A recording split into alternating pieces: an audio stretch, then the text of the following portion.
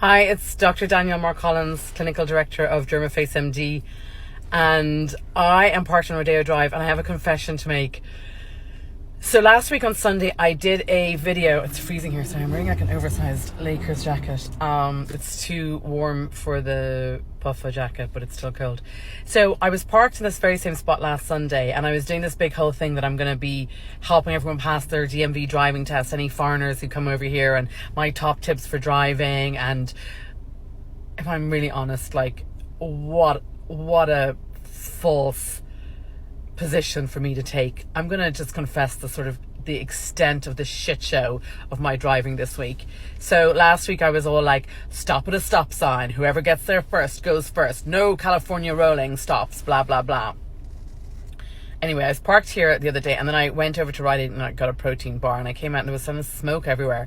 And I had done one lesson with Mr. Tang, who's a delightful man, but I thought I would just book 1 hour with him. He has the plug-in at the DMV in downtown LA to get a test date because they're quite backed up. So I just booked 1 hour with him so I could get the test date, but he was like, you're not ready. I was like, what do you mean I'm not ready?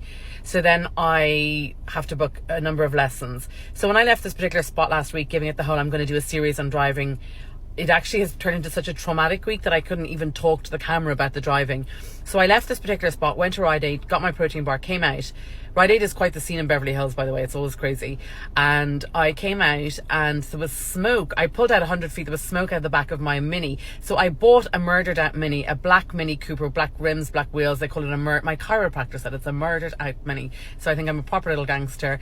And I'm at the lights and there's smoke everywhere. But I jump out and there's a car behind me and I go, sir, is that your car or my car? And there's this like meth head guy. I don't know where he's from. He sounded like Texas or somewhere.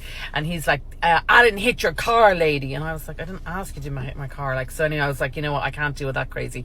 So I pull up to the next lights and there's smoke everywhere again, and I'm presuming it's his car. But then he shouts at me and goes, your car's gonna blow, and he takes off, wheel spins through a red light. The next light the same, the next light the same. So I get home and it stops smoking, but the next morning I ring the garage and they're like, no, send it on a tow truck. So it goes to this tow truck place to get fixed. They call it the shop here. I'm getting mixed up because we call it garage in Europe. It goes to the shop here, and after 2 days they're like, we can't really find anything wrong with it. And I was like, well, that's not very good. Like, so then it comes back to me, then it starts spewing smoke again. So this was on like Thursday morning. So I don't want to drive it because I don't want the thing to blow up. In the meantime, I've missed all my driving lessons this week, obviously, and I'm gonna have to do a part 2 for that.